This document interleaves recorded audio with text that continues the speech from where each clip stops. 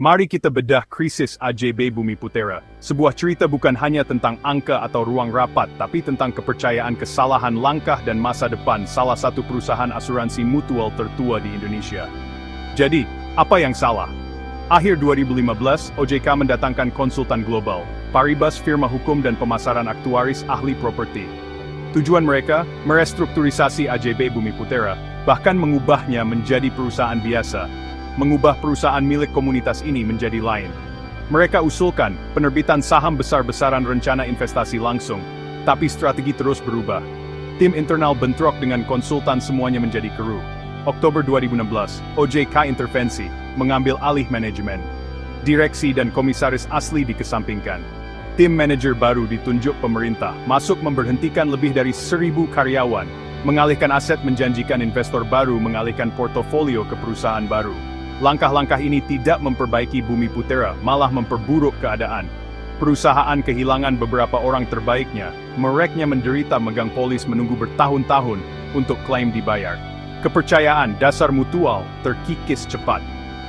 2014, OJK kembalikan kendali, tetapi perselisihan kepemimpinan dan keputusan jangka pendek memperdalam luka. Manajemen puncak terus berganti, uang terus terkuras, sumber keuangan mengering, kemampuan pulih menurun. Mengapa terjadi? Hukum yang tidak jelas untuk mutual investasi properti besar, politik internal, pergantian kepemimpinan yang berulang. Tapi harapan ada, nilai merek pelanggan setia, agen yang masih percaya. Jalan keluar, kepemimpinan profesional berpengalaman asuransi and mutual, OJK and pemerintah. Pendanaan baru, kejelasan hukum untuk mutual, ruang modernisasi tanpa menghilangkan inti mutual. Akuntabilitas dan transparansi, pemegang polis berhak tahu.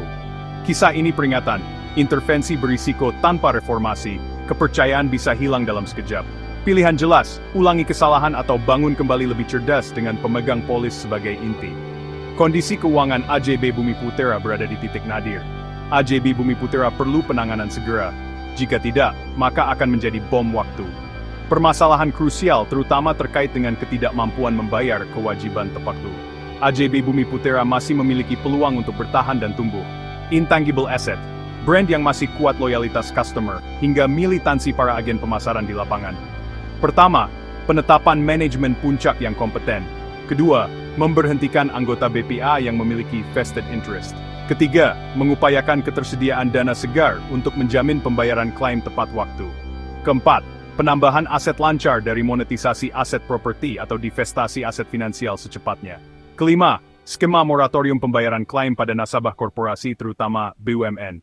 Keenam, percepatan perolehan pasar baru melalui kerjasama bank besar dengan campur tangan OJK. Ketujuh, perbaikan internal business process dengan dukungan TA. Kedelapan, reformasi di bidang SDM, recovery kompetensi dan rekrutmen strategis. Kesembilan, meminta OJK memberikan relaksasi pemenuhan kesehatan keuangan bagi mutual. Kesepuluh, mendesak pemerintah menerbitkan peraturan tentang mutual. Transparansi dan akuntabilitas harus jadi pondasi pemulihan. Ini bukan sekadar langkah manajerial, ini menyangkut kepercayaan publik.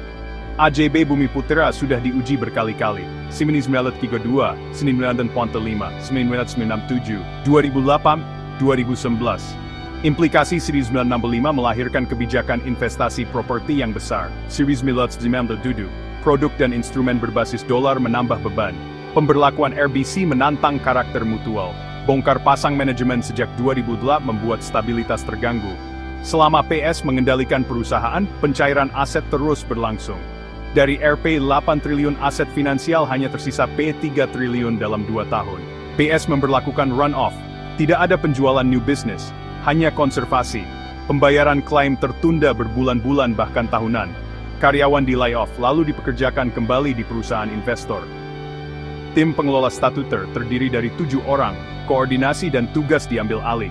Hingga PS diberhentikan pada Oktober 2016, laporan pertanggungjawaban belum disampaikan. PT Bumi Putra berganti nama menjadi PT Bhinneka Life, karena AJB tidak lagi memiliki saham. Pengaktifan manajemen kembali gagal dimanfaatkan oleh BPA. Bisnis proses babak belur, struktur perusahaan hampir runtuh. Dari perspektif proses bisnis, pendapatan hilang 3 triliun tahun karena run-off.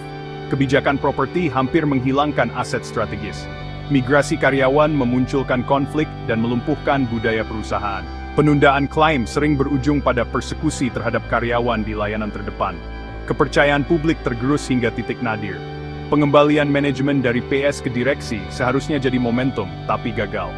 Beberapa langkah yang perlu dilakukan adalah: pertama, penetapan manajemen puncak yang memahami karakter mutual. Kedua, memberhentikan anggota BPA yang memiliki vested interest. Ketiga, meminta intervensi OJK untuk bantuan likuiditas jangka pendek. Keempat, monetisasi aset properti dan divestasi aset finansial cepat. Kelima, moratorium pembayaran klaim untuk nasabah korporasi tertentu. Keenam, percepatan pemasaran lewat kerjasama bank dan afinitas. Ketujuh, perbaikan proses bisnis secara cepat dengan sistem yang memadai. Kedelapan, reformasi SDM, training, rekrutmen, dan penataan ulang. Kesembilan, meminta OJK memberikan relaksasi kesehatan keuangan yang sesuai karakter mutual. Kesepuluh, mendesak pemerintah menerbitkan aturan tentang mutual. Pemegang polis berhak tahu, akuntabilitas harus dikembalikan. Dengan langkah ini, AJB Bumi Putra masih punya peluang pulih. Kisah ini peringatan, intervensi berisiko, tapi ada jalan keluar jika semua pihak bertanggung jawab.